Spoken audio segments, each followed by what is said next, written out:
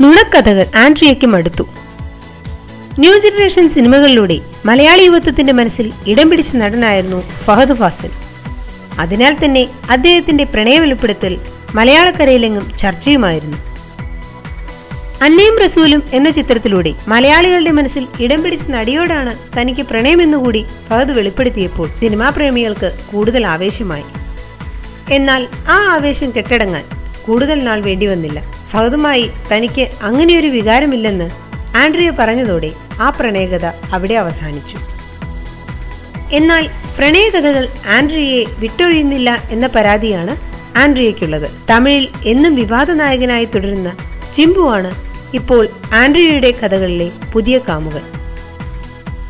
ആൻഡ്രിയയുമായി പുതിയ ചിത്രത്തിൽ അഭിനയിച്ചതോടെ ആൻഡ്രിയയും ചിമ്പുവും അടുപ്പത്തിലായെന്നാണ് ഗോസിപ്പുകൾ പരക്കുന്നത്.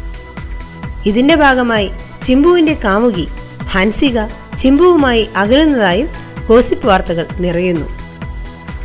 എന്നാൽ സിനിമയിൽ ഇഴുകിച്ചേർന്ന് അഭിനയിച്ചത് കഥാപാത്രം ആവശ്യപ്പെട്ടതുകൊണ്ടാണെന്നും അല്ലാതെ ചിമ്പുവുമായി പ്രണയമില്ലെന്നും ആൻഡ്രിയ പ്രതികരിക്കുന്നു. ഇത്തരത്തിൽ നുണക്കഥകൾ തനിക്കു ചുറ്റും പരക്കുന്നതിന്റെ കാര്യം മനസ്സിലാകുന്നില്ലെന്നും ആൻഡ്രിയ വ്യക്തമാക്കുന്നു.